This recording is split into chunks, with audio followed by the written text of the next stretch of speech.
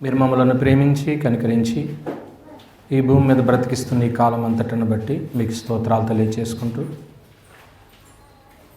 అనాది సంకల్పంలో మీరు ఏర్పాటు చేసినటువంటి క్రీస్తు ప్రభు యొక్క సంఘము సత్యానికి స్తంభమై ఉన్నది. ఆ యొక్క స్తంభాలుగా ఉన్నటువంటి పరిశుద్ధులందరూ ప్రభు దినాన్ని ఆరాధించవలసినటువంటి ఆజ్ఞను పొందుకుని ఆరాధనలో మరో భాగంగా మీ లేఖనాలు వినటకు మేము సిద్ధపడుతూ ఉన్నాం.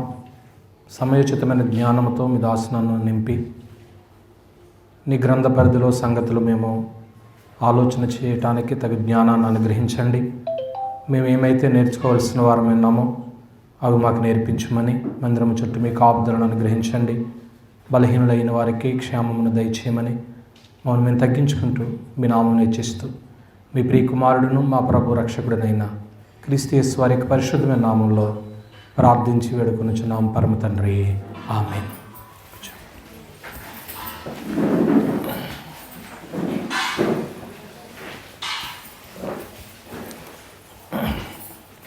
దేవునికి స్తోత్రాలండి. ఆరాధికులుగా చేరవచ్చినటువంటి పరిశుద్ధులైనటువంటి మీ అందరికీ ప్రభువైన యేసుక్రీస్తు వారి నామములో శుభావందనాలు తెలియజేసుకుంటూ, నేటి దినాన్ని మనము ఆలోచన చేయబోయేటువంటి అంశము లేక పాఠము పరలోకమందుల ఆశీర్వాదాలు. ఈ ఆశీర్వాదాలు అనేటువంటివి పరలోకంలో ఉన్నవి భూలోకంలో తన ప్రజలైనటువంటి వారు పొందటానికి నేరుగా ఆ దీవెనలు ఇవ్వకోకుండా అవి పొందటానికి భూమి మీద దేవుడు అప్పగించినటువంటి కొన్ని పనులను మనం చేసుకుంటూ పరలోకపు ఆశీర్వాదాల కోసం ఎదురు చూడడం అనేటువంటిది న్యాయపరమైంది. భూమి మీద దేవుడు అప్పగించిన పని ఏదీ చేయకుండా నేరుగా నాకు పరలోకంలో ఉన్నటువంటి శ్రేష్టమైన ఈవులు పొందాలి అని అనుకున్నప్పుడు ఎదురు చూడడం న్యాయపరమైంది కాదు. కనుక పరలోక సంబంధమైనటువంటి ఆశీర్వాదాలు ఒక 4 లేక 5 సంగతులు ఆలోచన చేద్దాం. మొట్టమొదటిగా మనం ఆలోచన చేసినప్పుడు ఈ ఆశీర్వాదము ఎవరు పొందుకోగలరు అంటే ప్రయాసపడిన వారు పొందుకునేటువంటి ఆశీర్వాదం అది.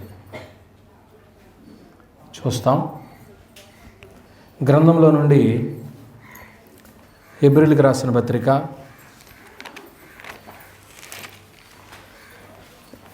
4వ అధ్యాయంలో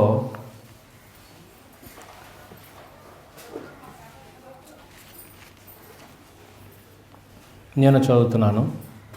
9వ వచనాన్ని మనం చూసినప్పుడు, కాబట్టి దేవుని ప్రజలకు విశ్రాంతి నిలిచి ఉన్నది అన్నాడు.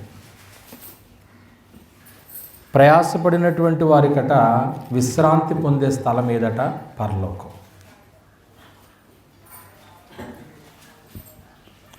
ఇప్పుడు 4వ అధ్యాయం మొదటి నుంచి చూస్తే, ఆయన యొక్క విశ్రాంతిలో ప్రవేశించుదమని వాగ్దానం ఇంకా నిలిచి ఉండగా మీలో ఎవడైనా ఒకవేళ ఆ వాగ్దానం పొందకుండా తప్పిపోవునమని హెబ్రీ గ్రంథకర్త ఏం పడుతున్నాడు? భయం పడుతున్నాడు. వారికి ప్రకటింపబడినట్లు మనకు కూడా సువార్త ప్రకటింపబడింది. కానీ వారు వినిన వారితో విశ్వాసము గలవారై కలిసి ఉండలేదు కనుక విన్న వాక్యము వారికి ఏమైందన్నాడు? నిష్ప్రయోజనమైంది. కాగా జగత్ పునాది వేయబడినప్పుడే ఆయన కార్యములని సంపూర్తి ఉన్నను ఈ విశ్రాంతిని గురించి నేను కోపముతో ప్రమాణం చేసినట్లు వారు నా విశ్రాంతులు ఏం చేయరన్నాడు? ప్రవేశింపరు.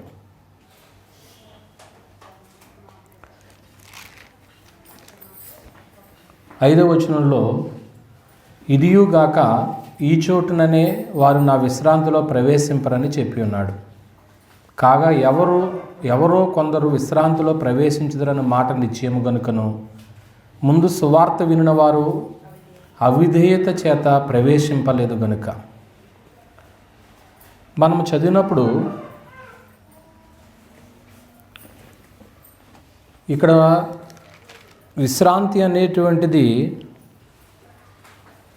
ఉంది, కానీ వాళ్ళు ఏం చేయలేకపోయారు? ప్రవేశింపలేకపోయారు. నెమ్మది పొందుకోలేకపోయారు. ఎందుకు పొందుకోలేకపోయారు? వారు వినిన వారితో ఎలా లేరట? కలిసి ఉండలేదు, విశ్వాసముగా లేరు. శ్రమపడిన తర్వాత, ప్రయాసపడిన తర్వాత నెమ్మది పొందుకోకపోతే అది ఎంత బాధ! అది దాదాపుగా వారి ప్రయాణకాలం ఎంతకాలం సాగింది?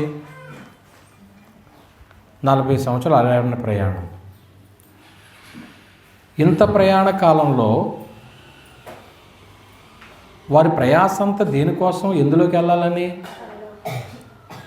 వాగ్దానం చేసినటువంటి కానాను దేశానికి వెళ్ళి అక్కడ అనుభవించాలి. మరి దగ్గరికంటా వచ్చిన తర్వాత అందులో ప్రవేశించలేకపోయారు. అటు ఐగుప్తులోనూ విశ్రాంతి లేదు వీళ్ళకి. ఆశించినటువంటి ప్రదేశానికి వెళ్ళి కూడా అక్కడ ఏం పొందలేకపోయారు? విశ్రాంతి పొందలేకపోయారు. వారు ప్రవేశింపరని దేవుడు ముందే చెప్పాడు. అంటే ముందే చెప్పాడు అంటే మనం మరోలాగా అపార్థం చేసుకోవసరం లేదు. ఎవరు ప్రవేశింపరు? కీర్తన గ్రంథము 95వ అధ్యాయము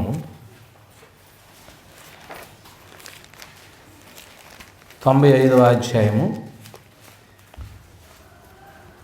వచనంలో, కావున నేను కోపించి వీరెన్నడూ నా విశ్రాంతిలో ప్రవేశింపకూడదని ప్రమాణము. ఎప్పుడు విశ్రాంతిలో ప్రవేశించరు అన్నాడు అంటే దేవునికి ఏమి కలిగించినప్పుడండి? కోపం. దేవునికి కోపము కలిగించినప్పుడు వారు విశ్రాంతిలో ప్రవేశించరు అనే సందర్భాన్ని జ్ఞాపకం చేశారు. ఏమండి, వీరు విశ్రాంతి పోగొట్టుకొనటానికి కారణం అవిధేయతే. వీరు అవిధేయులు. వీరు ఎంత అవిధేయులంటే దేవుని వాక్యము దగ్గరికి వచ్చినప్పుడు, దేవుని సన్నిధి మనకు సమీపంగా ఉన్నప్పుడు దాన్ని హత్తుకోవాలి, దాన్ని స్వీకరించాలి. వచ్చిన అదృష్టాన్ని కాళ్ళతో తన్నుకున్నారు. ప్రయాసపడ్డారు. ఎంత ప్రయాసపడ్డారు వీళ్ళు? దేవుడు ఒక సిస్టాన్ని ఏర్పాటు చేశాడు. వీళ్ళు అరణ్య ప్రయాణంలో నేను మీతో పాటు ఉండాలని అనుకుంటున్నాను, మీ మధ్యనే నాకు ఒక సన్నిధిని కట్టండి మీ మధ్య అని అన్నప్పుడు, అరణ్యంలో ఎలా కడతారు? తెరలతో, పలకలతో, తాళ్ళుతో, అంటే ఒక క్లాత్తో, ఒక గుడ్డలతోనే వాళ్ళు ఏం చేశారంటే సాక్ష్యపు గుడారాన్ని నిర్మాణం చేశారు. ఆ నిర్మాణము కూడా దేవుడు ఎవరు ఏ పని చేయాలో వాళ్ళకి అప్పగించాడు. ఎవరు ఏ పని చేయాలి, తూర్పు దిక్కున ఎవరు ఉండాలి, పడమర దిక్కున ఎవరు ఉండాలి, ఉత్తరం ఎవరు ఉండాలి, దక్షిణం ఎవరు ఉండాలి. నేను ఈ మాట అన్నప్పుడే మీ ఫోన్లు బయటికి తెస్తారనుకున్నాను. ఎందుకని? ఇప్పుడు ఉదయం మీకు ఒక చార్ట్ పెట్టాను నేను.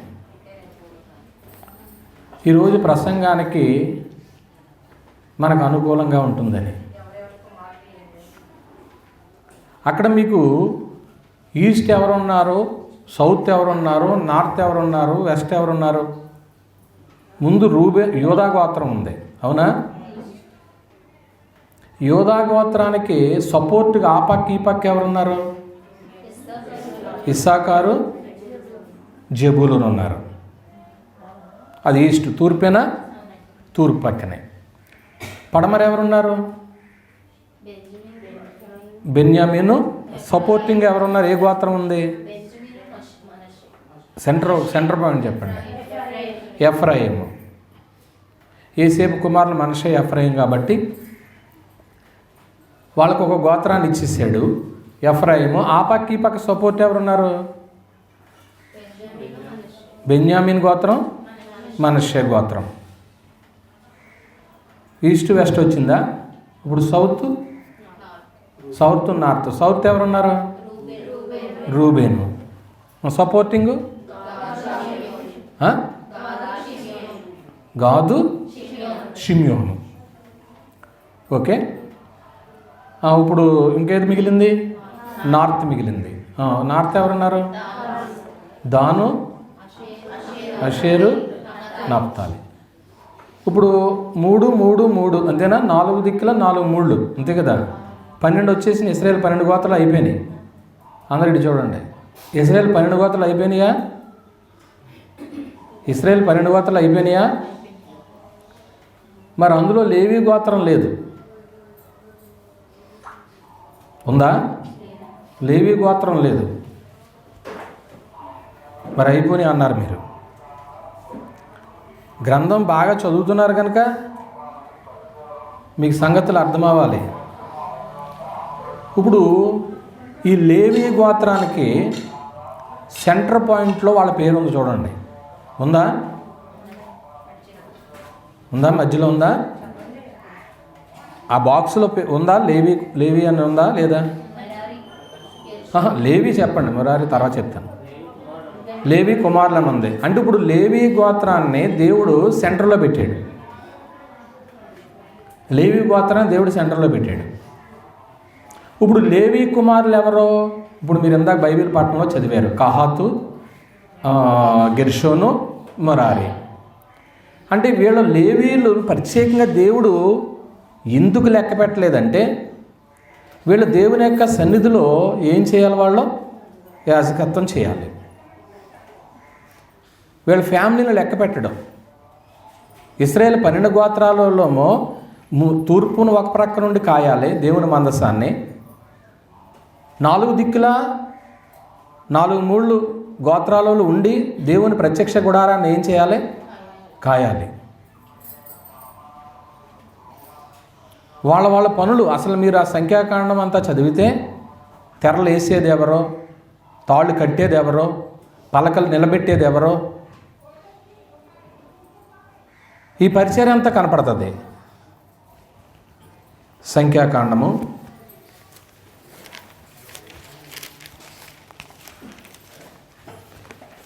1వ అధ్యాయము 47వ వచనంలో, అయితే లేవీయులు తమ పితరుల గోత్రము చొప్పున వారితో పాటు లెక్కింపబడలేదు. అనగా యెహోవా మోషేతో ఇలాగ సెలవిచ్చినను, నీవు లేవీ గోత్రం ఏం చేయకూడదు? లెక్కింపకూడదు. 3వ అధ్యాయము 11వ వచనం లేక 5. మరి యెహోవా మోషేకి ఇలాగ సెలవిచ్చెను,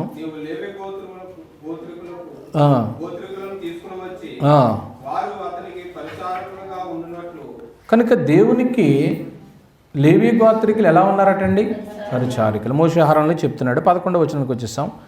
మరి యెహోవా మోషేకి ఇలాగ సెలవిచ్చి, ఇదిగో నేను ఇశ్రాయేల్లో తొలిచూలైన ప్రతి మగపిల్లకు మారుగా ఇశ్రాయేల్లో నుండి ఎవరిని నా వశం చేసుకున్నాను? లేవీలను నా వశం చేసుకున్నాను అన్నాడు అన్నమాట.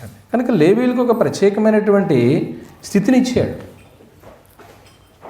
ముందు యోధా గోత్రాన్ని పెట్టుకున్నాడు. వీళ్ళని మట్టుకు సెంటర్ పాయింట్గా ఉంచాడు. వీళ్ళు దేవుని మందిరంలో ఏం చేసేవాళ్ళు? యాజకత్వం చేసేవాళ్ళు మాట అండి. నిజంగా యాజకత్వం చేసేవాళ్ళకి దేవుడు అంత ప్రొటెక్షన్ ఇస్తాడా ఏమండి? ఇప్పుడు అర్థమవటానికి ఒక సంగతి చెప్పుకోవచ్చు మనం. నేనుండగా మా దైవజనునికి ఏ లోటు లేదు అని మనసులో ఎప్పుడన్నా అనుకున్నారు మీరు? వాక్యానుసారంగా అయితే అనుకున్నారు, భౌతికంగా అయితే అనుకున్నారా? మరి ఇప్పుడు ఇశ్రాయేలులో 12 గోత్రాల వారు కూడా లేవీ గోత్రాన్ని సెంటర్లో పెట్టి మిగిలినటువంటి వాళ్ళని ప్రొటెక్షన్గా పెట్టాడు అంటే మీరందరూ మీకు పరిచయం చేసేటువంటి లేవీలను మీరు ఏం చేయవలసిన వారు ఉన్నారు? పోషించాలి, కాపాడాలి. లేవీలకు ఒక ప్రత్యేకమైనటువంటి స్థానాన్ని ఇచ్చాడు కాబట్టి వాళ్ళు ఒక పని చేసుకుంటూ వెళ్ళిపోతున్నారు. వాళ్ళ పని వాళ్ళు చేస్తున్నారు, వీళ్ళ పని వీళ్ళు చేస్తున్నారు. అయితే పని చేసినటువంటి వారికి దేవుడు ఖచ్చితంగా, ఇప్పుడు యోధా గోత్రమే ఉందండి. ఇప్పుడు యోధా గోత్రాన్ని ముందు పెట్టి నన్ను ముందు పెట్టారు, నేను ముందు నడిస్తే నష్టమంతా నాకే జరుగుతుందేమో అని అనుకుని ఆ గోత్రం ముందుకు సాగలేదు అనుకోండి, మరి యోధా గోత్రంలో నుంచి ఎవరు రారు? మెస్సియా రాడు కదా.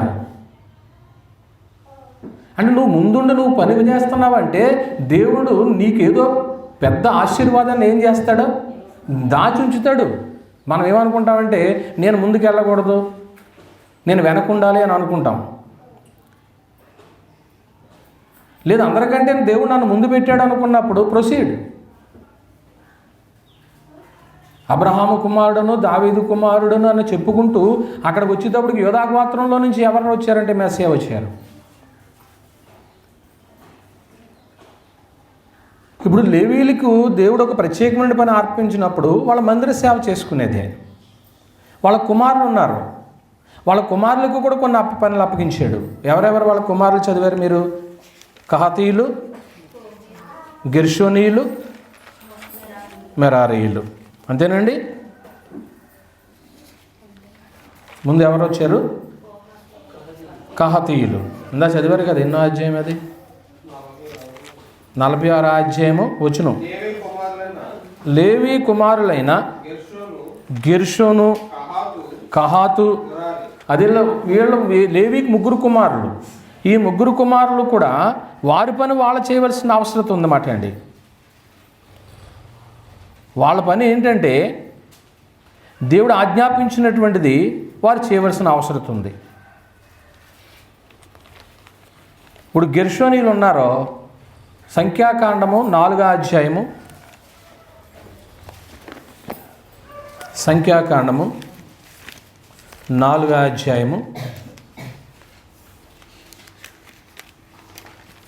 21లో మరి యెహోవా మోషేకి ఇలాగ సెలవిచ్చును, గెర్షోనీయులు వారి వారి పితరుల కుటుంబంలో చొప్పున వారి వారి వంశంలో చొప్పున లెక్కించి సంఖ్యను రాయించు. 30 ఏండ్లు మొదలుకొని 50 ఏండ్ల వయసు కలిగి ప్రత్యక్ష గుడారంలో సేవ చేయుటకు, సేవలో పనిచేయ వారందరూ లెక్కింపవలను. పని చేయుటకు, మోతలు మోయుటకు ఎవరి సేవ? గెర్షోనీయులు. ఏం చేయాలంటాడు? సేవ చేయాలి. 31వ వచనంలో ఏముంది? ప్రత్యక్షపు గుడారములోని వారు చేయు పని అంతటి విషయంలో వారు అదిగోండి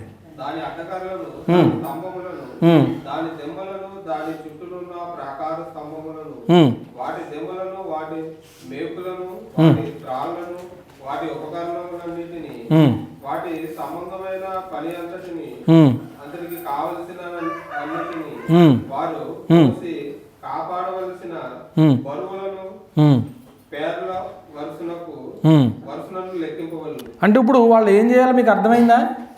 ఇప్పుడు ప్రత్యక్ష గుడారంలో గుడారపు తెరలో తాళ్ళు, దెమ్మలు వీటినన్నిటిని ఏం చేయాలి? వాళ్ళు కాపాడాలి, మోయాలి.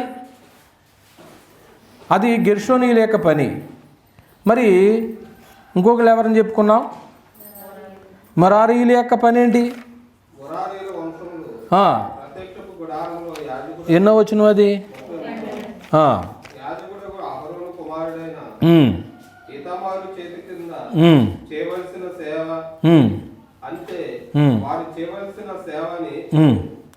నాలుగో అధ్యాయం 29లో ఉంటుంది చూడండి.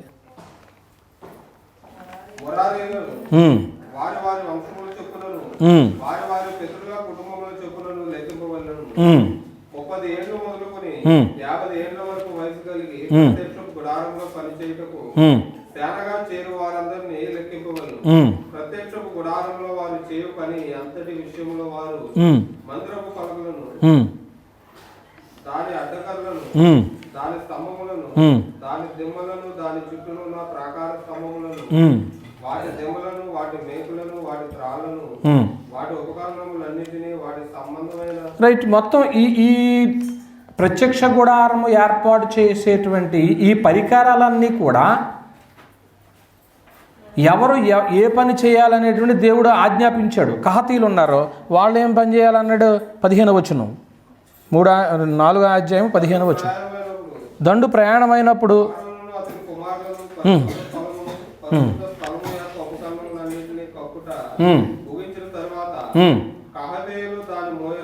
చూసారండి, మందసంలో అహరోను అతని కుమారులన్నీనేమో సెట్ చేసేస్తారు, సెట్టింగ్ అంతా ఆడదే. మరి మోయవలసిన పని ఎవరిదే? కహాతీయులది. ఇలాగూ వారు చేసినందుకు వాళ్ళకి ఏం మేలు జరిగింది అది చెప్పబోతున్నాను నేను. ఇంతకీ దేవుని పని చేసుకుంటే దేవుడు దీవిస్తాడా దీవించడా? పని చేసిన వారికి విశ్రాంతి ఉంటుంది. భౌతికంగాను కూడా దీవెన ఉంటుంది, పరలోకంలో కూడా నెమ్మది ఉంటుంది. వారు ఒక్కొక్కరికి 13 పట్టణాలు స్వాస్థ్యంగా ఇచ్చాడు. ఆ ఊరు వెళ్ళిన తర్వాత వాళ్ళ వాగ్దాన దేశం ఏదండి? కానాను. కానాను వెళ్ళిన తర్వాత ఒక్కొక్క గోత్రానికి ఈ 3 కుమారులకి, కహాతీయులకి, అలాగే మెరారీయులకి, గెర్షోనీయులకి, లేవి కుమారులు 3, వీళ్ళకి ఏం చేశాడు తెలుసా? ఒక్కొక్కరికి 12 పట్టణాలని స్వాస్థ్యంగా ఇచ్చేసాడు. ఇది మీ సొంతం. దేవుడు ఆస్తి ఇచ్చాడు అనుకోండి, మన ధనవంతులు అవుతాం. దేవుడు ఆస్తి తీసేసాడు అనుకోండి, ఏమైపోతాం? పేదవాళ్ళం అయిపోతాం. మరి దేవుడే ఇస్తానన్నాడు కదా, ఎప్పుడు ఇస్తానన్నాడో వాళ్ళు ఆ దేవుడు అప్పగించిన పని చేయను. నేను చేయనంటే దేవుడు నేను పేదవాళ్ళలాగా ఉంచుతాడు, పేదదానిలాగా ఉంచుతాడు. దేవుడు మనల్ని ఆశీర్వదించాలంటే మనం ఒక పని చేయవలసిన అవసరం ఉందన్నమాట అండి. అందువల్ల మనం పాఠం ఏంటంటే ఈరోజు పరలోకపు ఆశీర్వాదాలు. ఇప్పుడు ప్రయాసపడినటువంటి వారికి దీవెనలు ఉంటాయి, ఉండవా? ఉంటాయి. మొట్టమొదటి దీవెన ఏం చూసామంటే, ప్రయాసపడిన వారు విశ్రాంతి పొందే స్థలం భూమి మీద కాదు, ఎక్కడ? పరలోకం. ఇక్కడ నీకు భౌతిక ఆశీర్వాదాలు ఉంటాయి, ఉండవని ఎవరు అనుకునే అవసరం లేదు. ఇప్పుడు సాదృశ్యంగా వాళ్ళనే చెప్పాను మీకు. ఎవరిని? లేవి కుమారుల్ని. ఎవరు 3 పేర్లు? కహాతీయులు, మెరారీయులు, గెర్షోనీయులు. లేవికి 3 కుమారులు. అంటే ఇక్కడ మీకు ఆ జ్ఞాపకం చేసుకోవాల్సింది ఏంటంటే, దేవుడు నీకు ఒక పనిని ఏర్పాటు చేసినప్పుడు ఆ విషయంలో ప్రయాసపడు. బరువు కర్రలు మోయాలి. రేపొద్దున మీటింగ్ ఉందనుకోండి,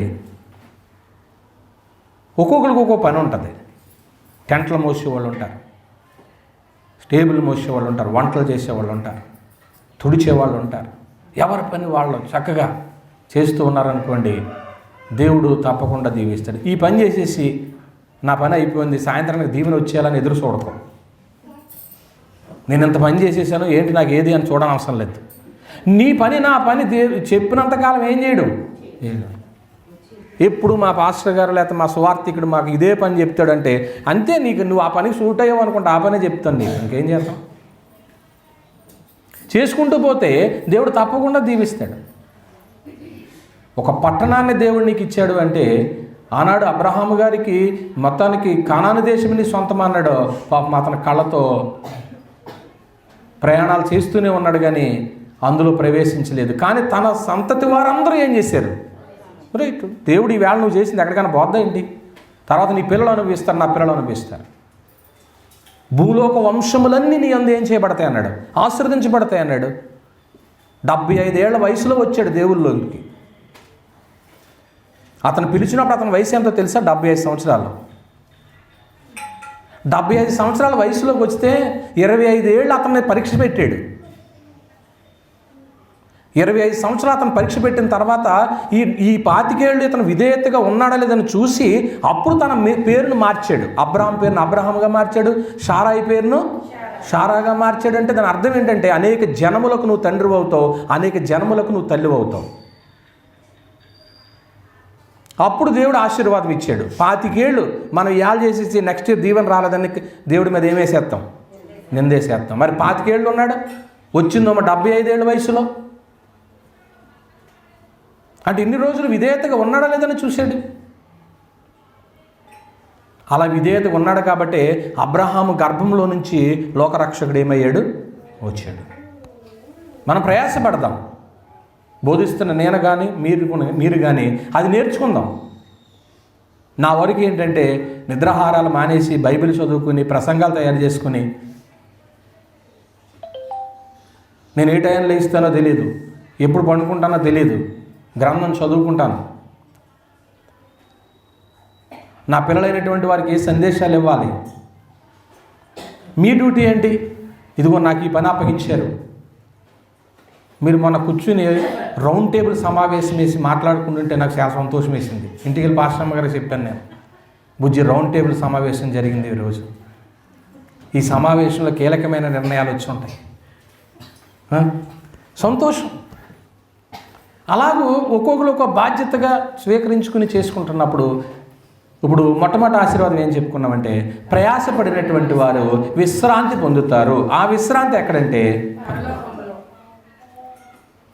ఇక్కడ రెస్ట్ లేక అక్కడ రెస్ట్ లేక ఇంకేంటండి మనకి సమయం అయిపోతుంది.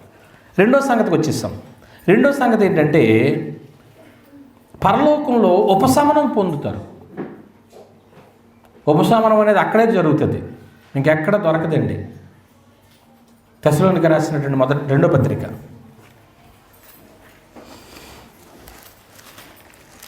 1వ అధ్యాయం. బాబు ఈ ఫ్యాన్ వేయలేదండి ఇలా. తెస్సలోనికీయులకు రాసిన 2వ పత్రిక 1వ అధ్యాయము 6వ వచనాన్ని మనం చూస్తే ప్రభు అయిన యేసు తన ప్రభావం కనుపరుచు దూరతతో కూడా పరలోకము నుండి అగ్నిజ్వాలలో ప్రత్యక్షమై దేవుని ఎరుగని వారికిని ప్రభు అయిన యేసు సువార్తకు లోబడిన వారికిని ప్రతిదండన చేయనప్పుడు మిమ్మల్ని శ్రమపరచు వారికి శ్రమయు శ్రమ పొందుచున్న మీకు మాతో కూడా ఏం దొరుకుతుంది అన్నాడు. ఉందా మీ బైబిల్లో? చూడలేదు ఎవరు. తెస్సలోనికీయులకు రాసిన 2వ పత్రిక 1వ అధ్యాయము 6-8 వచనాలు కలిసి ఉన్నాయి చూడండి. మిమ్మల్ని శ్రమపరచు వారికి శ్రమయు శ్రమ పొందుచున్న మీకు మాతో కూడా విశ్రాంతియు అనుగ్రహించుట దేవునికి న్యాయం. ఎక్కడ ఉపశమనం దొరుకుతుంది అన్నాడు? ఎవరికి ఉపశమనం దొరుకుతుంది అన్నాడు? మాతో పాటు ఏం పడిన వారికి శ్రమ పడితేనేనండి, ప్రయాసపడితేనండి ఆశీర్వాదం అండి. ప్రయాసపడకోకుండా దావీదికి ఉత్తున వచ్చిందా కుర్చీ సింహాసనం? తన తండ్రి గొర్రెలను ఏం చేసేవాడు? కాచేవాడు. నీ తండ్రి మాట విన్నా కాబట్టి పరలోకపు తండ్రి మాట విన్నట్టే. తీసుకెళ్ళి 40 సంవత్సరాల కింగ్ని చేసేసాడు. తిరిగి లేదు. అది కూడా నేర్చుకోవాలి పిల్లలు. వింటున్నారా? మీ తల్లిదండ్రుల మాట ఏం చేయాలా? వినాలి. అప్పుడు నువ్వేమనుకుంటున్నావో దేవుని దగ్గర పెట్టు. అది దేవుడు ఆయనకి ఇష్టమైతే అది ఆ బ్లెస్సింగ్ నీకు ఇస్తాడు. దావీదు ఎప్పుడు నా డ్యూటీ ఏమనుకుని ఉండొచ్చు? ఈ గొర్రెల్ని కావచ్చు. మా ఇంట్లో మా అన్నయ్య పెద్దోడు ఇంట్లో పెట్టాడు, ఇంకో పనికి పెట్టాడు, రెండోవాడు ఇంకో పనికి పెట్టాడు, కడసారిపోండి నన్ను ఎక్కడ పెట్టాడు? మా నాన్న గొర్రెలు కడెట్టాడు. ఫోన్లో కడసారిపోండి కదా నన్ను తక్కువగా చూశాడు అని తండ్రి మీద నింద వేయలేదు, అటు దేవుని మీద కూడా ఏం చేయలేదు, నింద వేయలేదు. ఇదే నాకు మంచి అనుభవం అనుకుని పాటలను ఏం చేసేసాడు? రాసేసాడు. ఇప్పుడు ఇవాళ దావీదు రాసిన పాటలు ఏం చేసుకుంటాం? మనం పాటలుగా పాడుకుంటున్నాం కదా. నిరుత్సాహపడం అసలు నీకు అప్పగించబడినటువంటి పనిని చేసుకుంటూ వెళ్ళిపోదాం. నా పనికి నేను ఎంతవరకు న్యాయం చేస్తున్నానో మీ పనికి మీరు ఎంతవరకు న్యాయం చేస్తున్నారు? నీకు ఉపశమనం అనేది ఇక్కడ దొరకకపోవచ్చు. ఇక్కడ సందర్భం వచ్చింది కాబట్టి ఒక మాటను మీకు జ్ఞాపకం చేయాలి. మనం ఎప్పుడైతే చక్కగా పని చేసుకుంటూ పోతామో భ్రష్టత్వం అనేటువంటిది సంభవించేస్తుంది. అది ఎప్పుడైతే సంభవించిందో నీ పని బ్రేక్ అయిపోతుంది. ఆశించినటువంటిది పొందుకోలేము, దేవుడు కూడా ఇవ్వటానికి ఇది అడ్డొచ్చింది అంటాడు. అదే పత్రికలు ఉంటుంది చూడండి. 2వ అధ్యాయము 3వ వచనాన్ని మనం చూస్తే, మొదట భ్రష్టత్వం సంభవించి నాశనపాత్రుడు పాపపురుషుడు బయలుపడితేనే కానీ ఆ దినమో రాదు. ఏది దేవుడు అనబడునో, ఏది పూజపడును దాని అంతటిని ఎదిరించుచు, దానికి అంతటికి పైగా వాడు తను తానే హెచ్చించుకొనొచ్చు, తాను దేవుడినని తను కనుపరుచుకొనొచ్చు దేవాలయంలో ఏం చేస్తున్నాడు? కూర్చున్నాడంట. అపవాది భ్రష్టత్వం సంభవించాడు. కూర్చునేది ఎక్కడో తెలుసా? అప్పుడప్పుడు అంటాం, పెద్దలు అంటారు, శనిగాడు ఎక్కడ కూర్చున్నాడండి? ఇప్పుడు బైబిల్ ఏమంటుందో తెలుసా? ఆడెక్కడో కూర్చోడంట. ఇప్పుడు ఎక్కడ కూర్చుంటాడంట? దేవుని ఆలయంలో కూర్చుంటాడంట.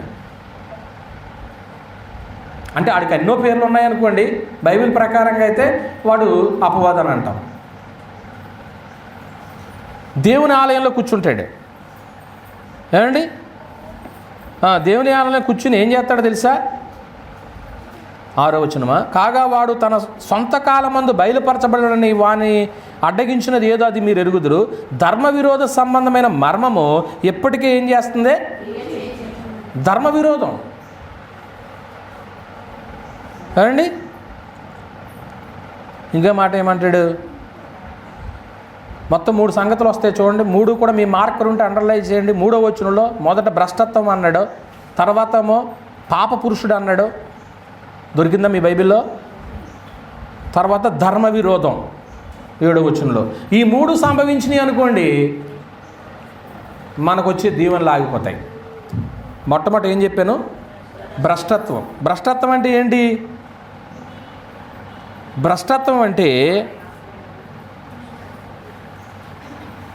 దేవుని యొక్క కృపలో నిలిచిన వాడు కృపకు దూరంగా వెళ్ళిపోవడం.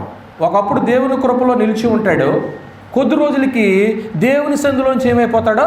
దూరంగా వెళ్ళిపోతాడు. అంటే వాడికి ఏం సంభవించింది? భ్రష్టత్వం వచ్చింది కాబట్టి పోయాడు. భ్రష్టుడైపోయాడు అంటారు చూడండి.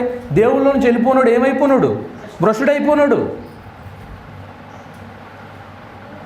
ఒకప్పుడు దేవుని కృపను పొందుకున్నవాడే, కానీ ఇప్పుడు భ్రష్టుడైపోయాడు. దేవుని కృపకు దూరంగా వెళ్ళిపోయాడండి. దీనికి ఏ రిఫరెన్స్ వేసుకుంటారంటే మీరు ఎబ్రీ పత్రిక 12వ అధ్యాయము 16-17 వచనాలు వేసుకోవచ్చు. యాసావు అలాగే వెళ్ళిపోయాడు. ఇంకా భ్రష్టత్వం అంటే మరో సందర్భాన్ని చెప్పాలి. క్రీస్తు సంఘంలోనే ఉండి మానవ సంఘంలోనికి జారిపోవడం.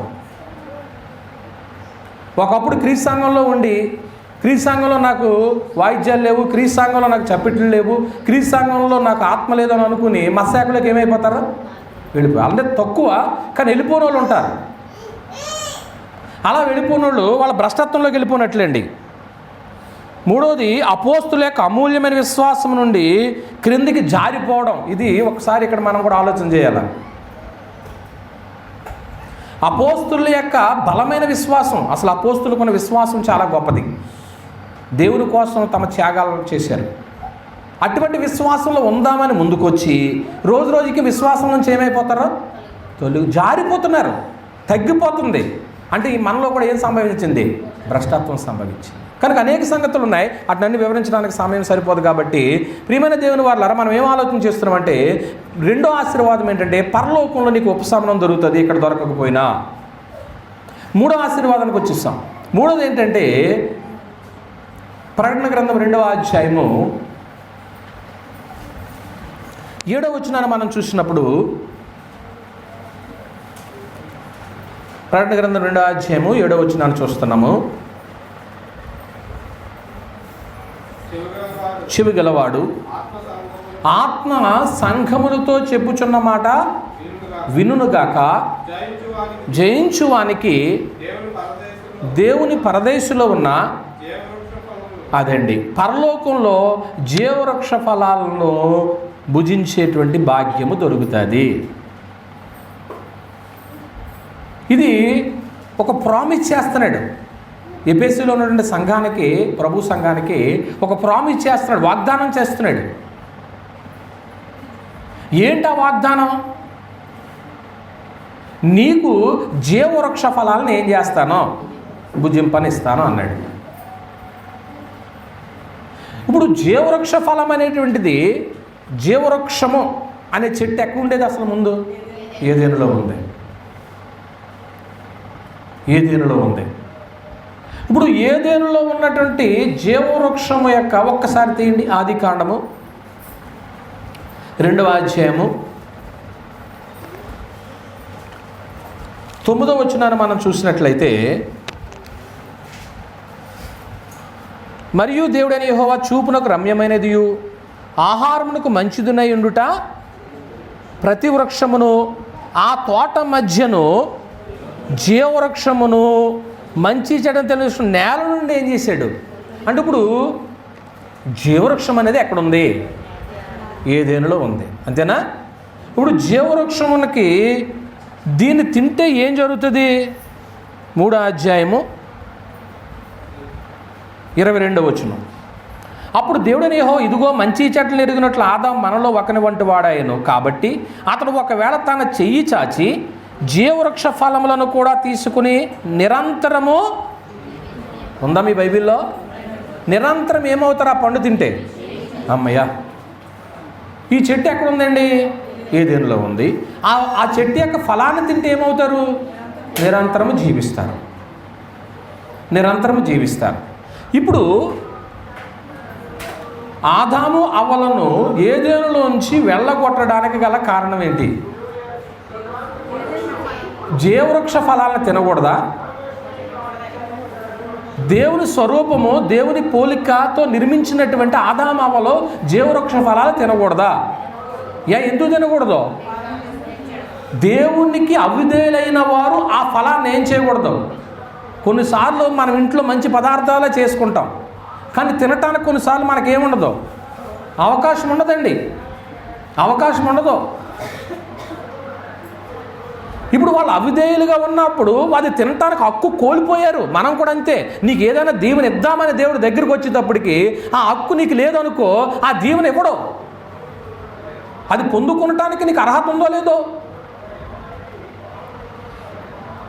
కానీ ఆ పండు తింటే మాత్రం నిత్యం ఎలా ఉంటారు అని దాని అర్థం ఏంటంటే, నిరంతరము కూడా జీవించే స్థితి పరలోకపు ఆశీర్వాదమా కాదా? అది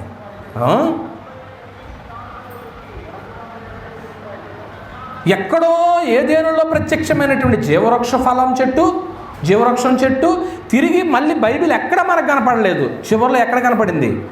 ప్రకటన గ్రంథం. దేవుడు ఒక్కసారి నీకు మాట ఇచ్చాడు అంటే నువ్వు మర్చిపోవచ్చేమో, నేను మర్చిపోవచ్చేమో, కానీ దాన్ని దాచి ఉంచుతాడు. అది ఎప్పుడైనా మారు మనసు పొందుకుని నా దగ్గరికి వస్తే నా బిడ్డలో తిరిగి ఆ దీవెన ఏం చేయాలనుకుంటాడు? పరలోకపు ఆశీర్వాదాలు ఎలాగ ఉంటాయి? ఆయన ప్రామిస్ చేశారంటే ఎక్కడికి పోదమ్మా, అది ప్రామిస్ చేశారంటే ఎక్కడికి పోదు. వాగ్దానం చేసిన వాడు ఎవడంట? నమ్మదగిన వాడని చదువుతాం. ఏమండి, ఇది గొప్ప ఆశీర్వాదం అండి. కనుక దేవుని మాటను నిర్లక్ష్య పెడితే దాని ఫలాలను మనం తినలేము, పోగొట్టుకుంటాం. నిత్య జీవం అనేటువంటిది ప్రవేశం ఉండదు. ఒకటే మాట, నిత్య జీవంలో ప్రవేశం ఉండదు. నిత్య జీవంలో లేదంటే ఇంకెందులో ఉంటుంది ప్రవేశం? చెప్పండి. అక్కడ మాట కలపండి. అది నిత్య నరకం. మనకి నిత్య నరకం బాగుంటుందా, నిత్య పరలోకం బాగుంటుందా? నరకమే బాగుంటుందా? ఇక్కడే పడుతున్నాం కదా ఏంటి?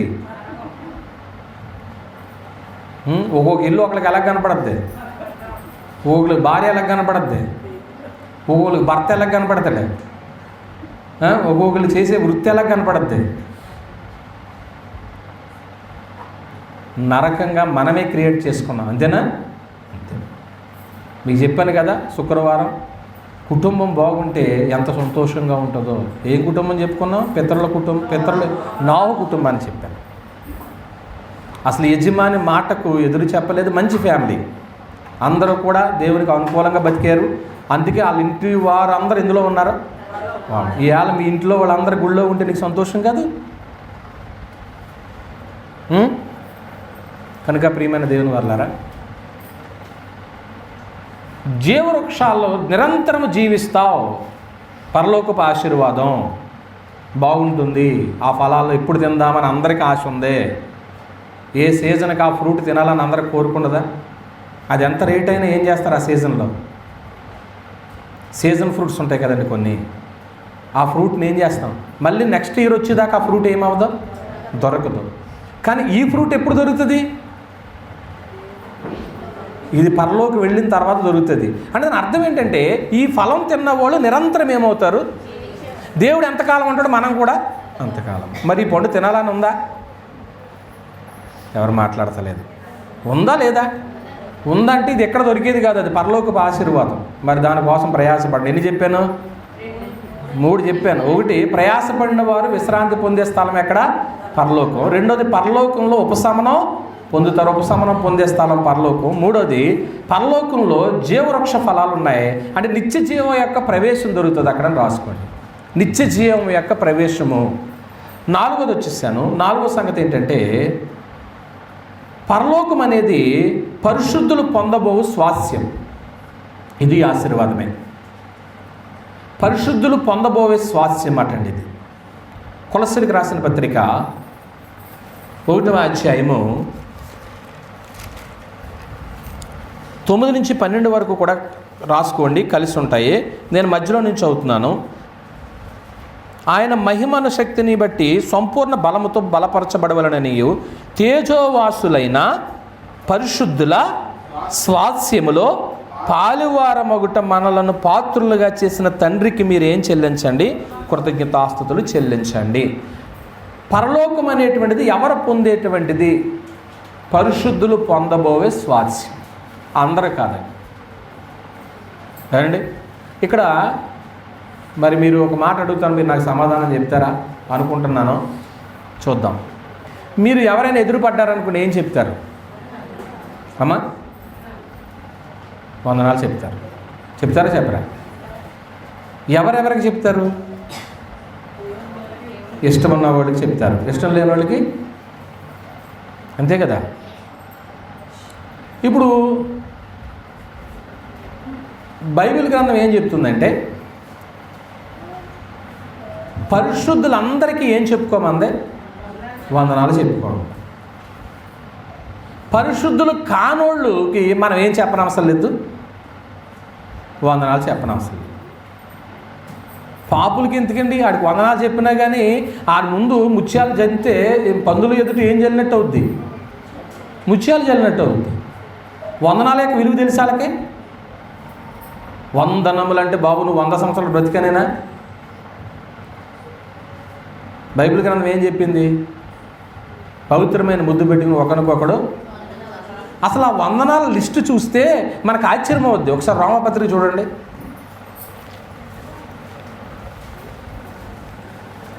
రోమపత్రిక 16వ అధ్యాయము. రోమపత్రిక 16వ అధ్యాయము 15వ వచనంలో ఫిలోలోగును యూలియాకును నేరియాకును అతని సహోదరికిని ఒలింఫాకును వారితో కూడా ఉన్న పరిశుద్ధులందరికీ ఏమన్నాడు అంటే ఇప్పుడు వందనాలు ఎవరికి చెప్తున్నాడు ఈయన?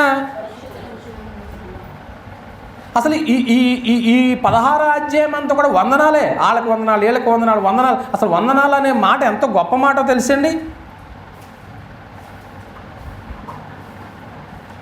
ఎక్కడ కనపడినా కానీ మనం ఏం చెప్పుకుంటామండి? మాట్లాడరేటండి, వందనములు చెప్పుకుంటాం. నోటితో చెప్పుకుంటామా? యాక్షన్ కూడా ఉంటుందా? ఇంకెంత టైం ఉండదు కాబట్టి చేతిలో గెరిటో కొండ ఏదో ఉంటుంది కాబట్టి అంత దూరం నుంచి వందనాలని అంటారు అంతే. అలా కూడా పొందుకుంటాం కదా ఒక్కోసారి. ఎందుకంటే రోజు రోజుకి కూడా అప్డేట్ అయిపోయి మారిపోతున్నాయి.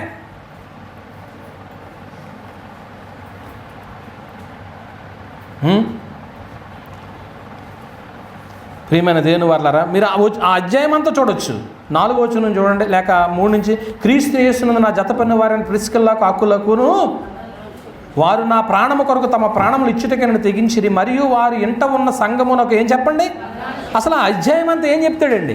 వందనములు, వందనములు. అంటే పరిశుద్ధులకి అంత గొప్ప స్థితి ఉందండి. పరిశుద్ధులకి అంత గొప్ప స్థితి ఉందండి. ఏమండి? ఒక మాట, ఆశ్చర్యకరమైన మాట ఏంటంటే రోమపత్రిక 8వ అధ్యాయము 27వ వచనంలో మరియు హృదయములను పరిశోధించు ఆత్మ యొక్క మనసు ఏదో ఎరుగును, ఏలయనగా ఆయన దేవుని చిత్త ప్రకారం పరిశుద్ధుల కొరకు ఏం చేస్తాడని ఉంది. పాపుల కోసం కాదండి, ఇప్పుడు మనం ఇక్కడ ఆరాధన చేస్తుంటే మన కోసం ఆత్మ ఏం చేస్తాడు అక్కడ విజ్ఞాపన. ఎంత గొప్ప భాగ్యం అండి పరిశుద్ధత అనేటువంటిది. ఒక్కొక్కరు పరిశుద్ధంగా ఉండటానికి ఇష్టపడతారు, ఒక్కొక్కరేమో కడుగుబడిన తర్వాత మళ్ళీ ఎందులో పోతాకి ఇష్టపడతారు. కడుగుబడిన పంది ఎందులో పోతున్నాడు, బదులు. మనం పందులమా? పందులైతే యేసు రక్తం ఏం చేయదు, పందుల్ని కడగదు.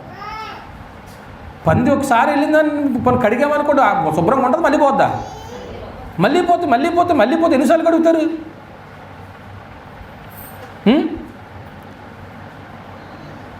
ఎన్నిసార్లు గద్దించినను మాట వినడం హఠాత్తుగా చచ్చున్నాడు అంతే. ఇంక హఠాత్తుగా ఇంకా మనిషికి ముగింపు వచ్చేస్తుందండి. కనుక ప్రియమైన దేవుని వారలారా, 4 సంగతులు జ్ఞాపకం చేశాను. పరలోకమందులో ఉన్నటువంటి ఆశీర్వాదాల్లో ఒకటి ఏంటంటే, ప్రయాసపడిన వారు విశ్రాంతి పొందే స్థలం ఏది? పరలోకం. పరలోకంలో మనిషికి ఏం దొరుకుతుందండి? ఉపశమనం దొరుకుతుంది. 3వది, పరలోకంలో ఏమున్నాయండి అంటే నిత్యము జీవించే యొక్క ప్రదేశం అది ఆశీర్వాదమే. 4వది ఏంటండి? పరలోకంలో పరిశుద్ధులు పొందబో స్వాచ. అందరికి కాదండి, అది పరిశుద్ధులుగా ఉన్న వాళ్ళకే పరలోకం అండి. ఏమండి? చివరగా నమ్మకమైన దాసులు పొందే బహుమానం అండి. నమ్మకమైన దాసులు పొందే బహుమానం అండి ఏంటండి? పరలోకం. మత్తయి సువార్త 25వ అధ్యాయం. మత్తయి రాసిన సువార్త 25వ అధ్యాయము తీసుకున్నారా? 25, 21 నుంచి వస్తున్నాం. అతని యజమానుడు బలా నమ్మకమైన మంచి దాసుడా అన్నాడు. చూడండి, ఈ దాసుడు ఏం చేశాడంట? నువ్వు కొంచెములు ఎలాగున్నావు, నమ్మకముగా ఉంటివి, నిన్ను అనేకమైన వాటి మీద నియమించెదను. చూశారండి? ఇప్పుడు నమ్మకమైన దాసుడు ఇతను. దాసుల్లో కూడా నమ్మకమైనటువంటి వాళ్ళు ఉండాలి. దాసుడు అంటే పరిచర్య చేయవాడు, పనివాడు అనుకోండి. పని యేసుక్రీస్తు దాసుడను అంటాడు యాకోబు గారు. తన సొంత తమ్ముడైనా నేను దాసుడిని అంటాడు. సర్వెంట్ ఆఫ్ గాడ్ అంటాం మమ్మల్ని. యేసుకు పరిచర్య చేయవాళ్ళం అంటాం. ఇందాక చెప్పుకున్నామే, కాతీయులు, మెరారీయులు, గెర్షోనీయులు, వాళ్ళు మినిస్టర్స్. మినిస్టర్స్ అంటే అర్థం ఏంటో తెలుసా? ఎప్పుడన్నా మీరు మినిస్టర్ కారు వెళ్తుంది అనుకోండి, కింద ఏం రాసి ఉంటుంది రెడ్ అక్షరాలతో? మినిస్టర్. మినిస్టర్ అంటే అర్థం ఏంటి? పరిచారకుడు, పరిచర్య చేయువాడు. పరిచర్య చేయువాడంటే ముందు ఒక 10 కార్లు, వెనకాల 10 కార్లు, మధ్యలో ఈయన కారు వెళ్తాం, అది పరిచర్య. అది ఇక్కడ పరిచర్య, ఈ మనుషులకి పరిచర్య. కానీ యేసు పరిచర్య అది లేదే. ఏమన్నాడు ఆయన? ప్లేటు తీసిరండి అన్నాడు, జగ్గుతో నీళ్లు తీసుకున్నాడు, నడలు తుండు కట్టుకున్నాడు, అందరూ లైన్గా నుంచోమన్నాడు. అందరి పాదాలను ఏం చేశాడు? ఐ ఆమ్ ది మినిస్టర్ అన్నాడు. నేను నిజమైనటువంటి మినిస్టర్ని అన్నాడు. మినిస్టర్ అంటే ఆఖరి రక్త బొట్టు వరకు కూడా ప్రజల కోసం ఏం చేసేవాడై ఉండాలట? దారపోసేవాడై ఉండాలి. కానీ ఈనాడు మినిస్టర్లు ఎలాగుంటారో తెలుసా? నీ రక్తం కాదు కదా, నీకు చెమట కూడా ఏం చేయనివ్వం మేము, పట్టనివ్వం, నీకు ప్రొటెక్షన్గా ఉంటాం మేము అంటారు ఈనాడు. వాస్తవమా కదా? మరి ఇంత ప్రొటెక్షన్ దేనికి? ఆయన ప్రాణాన్ని ఏం చేయడానికి వీళ్ళందరూ? మరి నిజమైన మినిస్టర్ ప్రాణమో ఎవరు కాపాడారు? ఎవరో కాపాడలేదు. ఆయన ప్రాణాన్ని ఆయన ఏం చేసుకున్నాడు? ఇష్టంగా పెట్టుకున్నాడు. ఆయన ఐ ఆమ్ ది మినిస్టర్ అన్నాడు. నేను పరిచర్య చేయుటకు వచ్చి ఉన్నాను, విమోచన క్రయధనముగా ప్రాణం పెట్టుటకు వచ్చి ఉన్నాను అన్నాడండి. దాసుడు. మనమందరము కూడా దేవుని పరిచారకులుగా చేస్తున్నాం. ఎవరం ఇందులో హెచ్చించుకునే వారం కాము. నీకు అప్పగించినటువంటి పని బలా నమ్మకమైన మంచి దాసురాలా అని అనిపించుకునేలాగా చేయాలా. అబ్బా ఎంత మంచి పని చేసావు. యజమానుడు వచ్చినప్పుడు పని చేశారనుకోండి, యజమాని ఏం చేస్తాడండి? మెచ్చుకోవాలి కదా, మెచ్చుకునేలాగా చేయాలి. మనం మెచ్చుకునేలాగా చేయాలండి. దాసులం కదండి, సర్వెంట్లం కదా, రైట్. ఇప్పుడు నమ్మకమైన దాసుడు, అతనికి వచ్చే ఆశీర్వాదం ఏంటంటే యజమాని సంతోషంలో ఏం పొందుతాడు? పాలు పొందుతాడు. ఉంది అక్కడ మాట. కింద ఉంటుంది చూడండి, చదివారు కదా ఇప్పుడు మత్తయి సువార్త 20:25 ఆ మాట చదవండి. యజమాని సంతోషంలో అనే మాట. లేదా 21లో అతని యజమానుడు బలా నమ్మకమైన మంచి దోషడా, నీవి కొంచెములు ఎలాగున్నావు ఉంటివి, నిన్ను అనేకమైన వాటి మీద నియమించదును, నీ యజమాని సంతోషంలో ఏమవ్వు. అబ్బబ్బబ్బా, ఎంత గొప్ప మాట చెప్పేసారండి. యజమాని సంతోషంలో పాలు. యజమాని సంతోషం. యజమాని అంటే అక్కడ మన అందరికి యజమాని ఎవరండి? దేవుడే కదా. మరి దేవుని యొక్క సంతోషంలో మనమేమవుతామన్నాడు? పాలు పంపులు పొందుతాం. పాలు పంపులు పొందుతాం. పాలు పంపులు పొందుతాం. ఆయన ఆస్తిలో పాలు పంపులంటే మాట్లాడటండి. పాలు పంపులంటే నీకు కూడా ఉన్నట్లే, అందులో నాకు కూడా ఉన్నట్లే. కనుక యజమాని సంతోషంలో పాలు పంపులు పొందేటువంటి వారంగా మనం ఉండాలండి. మనమందరము దాసులమండి. ఎవరికి కూడా దాన్ని ఏంటంటారు అప్పుడప్పుడు, మనలో ఎవరికి ఇగోలు లేవు కదా. ఇగో అంటే ఏంటంటే నాకు తెలవదు. అహం ఎవరికి లేదు కదా. అందరం కూడా ఎలా ఉండాలి? ఈ మాటను బట్టి అయితే దాసులు, నమ్మకమైన దాసులు, నమ్మకమైన దాసులుగా ఉండాలి. నమ్మకమైన దాసులు. మనం దేవునికి దాసులు. దేవునికి దాసులు. ఒకసారి ఒక మాట చదువుకుందాము. కొరింథీయులకు రాసినటువంటి మొదటి పత్రిక 7వ అధ్యాయము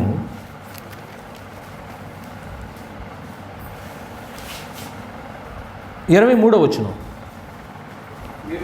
మీరు విలువ పెట్టి కొనబడిన వారు గనుక, అదే ఎవరికి దాసులం కదా మనం? దేవునికి దాసు, సర్వెంట్ ఆఫ్ గాడ్. దేవునికి దాసులుగా ఉందాము. దేవుని దాసులుగా ఉన్నప్పుడు మనం పొందబోయే బహుమానం ఏంటో చెప్పేయండి.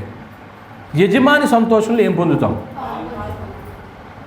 మనందరి యజమాని ఆయనే. ఆయన సంతోషంగా ఉంటే నువ్వు సంతోషంగా ఉంటావు. ఏమండి? దేవుడు ఆనందంగా ఉన్నాడు అనుకోండి, మనము సంతోషంగా ఉంటాం. ఆయన కోపపడ్డాడు అనుకోండి, అందరు ఇందులోకి వెళ్ళని చెప్పేశాడు. మొదట్లో చెప్పుకున్నాం. ఆయన కోపపడి మీరు నా విశ్రాంతిలో ఏం చేయరు. మరి ఇప్పుడు ఆయన కోపం రప్పిద్దామా, ఆయన సంతోషంలో పాలుపంపులు పొందుదామా? ఆయన సంతోషంలో పాలుపంపులు పొందడానికి దాసులుగా ఉండి నమ్మకమైన పని చేద్దాం. గెర్షోనీలు చేశారు, కహాతీలు చేశారు, ఏమంటే మొరారీలు చేశారు, దేవాలయం పని చేశారు. ఇప్పుడంటే బిల్డింగులు ఉన్నాయి, ఆ రోజు బిల్డింగులు లేవు. ఎంత పని చేయాలంటే టెంట్లు వేయాలి. టెంట్లు మేము ట్రైనింగ్ అయ్యేటప్పుడు మాకు ఎలా ఉండేదంటే, ఒకటే క్యాంపస్ ఉండేది, బయట హాల్ ఉండేది, గ్రౌండ్ ఉండేది. ఆ గ్రౌండ్లో 12:30కి మీటింగ్ అయిపోయిన తర్వాత 1 గంటకి మీటింగ్ అయ్యేది.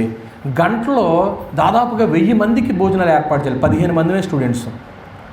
15 మంది స్టూడెంట్స్ అయితే టేబుల్స్ వేయాలి, కుర్చీలు వేయాలి, మళ్ళీ భోజనాలు వడ్డించాలి.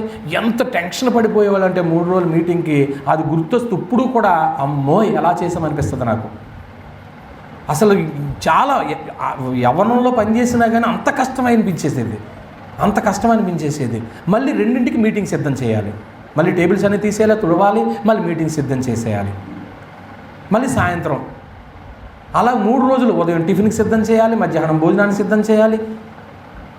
అండ్ ఇప్పుడు ఆ బాధలన్నీ లేకోకుండా చక్కగా ఫంక్షన్ హాల్ వచ్చేసినాయి, మందిరాలు వచ్చేసినాయి. మీటింగ్స్ కావాలనుకుంటే చక్కగా పెట్టుకున్నారు. బఫే సిస్టాలు వచ్చినాయి ఇప్పుడు. అప్పట్లో బఫే సిస్టాలు లేవు. అందరికీ ఎక్కడ పెట్టాలి? టేబుల్స్ వేసే పెట్టాలి. ఇప్పుడు కుర్రోళ్ళు ఈజీ నిలబడతారు, రా కావాలితే వేస్తాను, అంతేనా వీళ్ళ సిస్టం? నేను మట్టుకు నీ దగ్గరికి, నువ్వే నా దగ్గరికి. వీళ్ళకి పరిచర్య సులువైందా కష్టమైందా? కష్టమైన పరిచర్య చెయ్యాలి ప్రియమైన వాళ్ళ. పోన్లే సులువైనదే అనే చేస్తున్నారు, సంతోషం. అంత పరిచర్య చేస్తే దేవుడు కొన్ని పట్టణాలని స్వాస్థ్యంగా ఇచ్చాడు, భూమి మీద ఆశీర్వాదం ఇచ్చాడు. ఈరోజు క్రీస్తు సంఘ బిడ్డలైన మీరు నేను కూడా ఇప్పుడు ఈరోజు ఉన్న ప్రసంగాన్ని బట్టి పరలోకపు ఆశీర్వాదాలను కూడా మనం పొందుకోవాలి. కేవలం భౌతికమనియే కాదు, పరలోకపు ఆశీర్వాదాలు కూడా పొందుకోవడానికి పరిశుద్ధులుగా ఉందాం, దాసులుగా ఉందాం, విశ్రాంతులు ప్రవేశించేటువంటి వారు ఉందాం. ఈ మాటలు హెచ్చరించుకుంటూ ఇంతటితో ముసిన మీ అందరికీ వందనాలండి. కళ్ళు మూసుకొని ప్రార్థన చేసుకుందాం. తలలు వంచండి. మమ్మల్ని మిక్కిలిగా ప్రేమించిన పరమ తండ్రి, పని చేసినటువంటి వారిని నువ్వు విడిచిపెట్టావు, వాళ్ళకి స్వాస్థ్యంగా కొన్ని పట్టణాలను ఇచ్చేసావు. మరి ఈరోజు పరలోకపు ఆశీర్వాదాలను చెప్పుకుంటున్న మేము శాశ్వతమైనటువంటి విశ్రాంతి పొందే చోటు పరలోకమని, మనుషులకు ఉపశమనం దొరికే చోటు పరలోకమని, పరిశుద్ధులు స్వాస్యము పరలోకమని దయగల తండ్రి ఈ మాటలు మా ముందు ఉంచారు తండ్రి. దాసులుగా మేము నమ్మకమైన దాసులుగా ఉండాలని ఇలా మేము చేసినప్పుడు తండ్రి పరలోకం మా సొంతమవుద్ది, భూమి మీద ఆశీర్వాదాలు మా సొంతమవుతాయి. ఏది మేము పోగొట్టుకోకూడదు. భూమి మీద ఆశీర్వాదాలు మేమే ముందు పొందుకోవాలి. యోధా గోత్రాన్ని ముందు పెట్టావు, దీవెనలు వాళ్ళ సొంతమైనవి. అలాగని వెనకున్న వారికి కూడా నువ్వేం తక్కువ చేయలేదు. ఏ ప్రక్కన ఉన్నా నీ పరిచయం చేసిన వాళ్ళకే దీవెనలు ఇచ్చావు.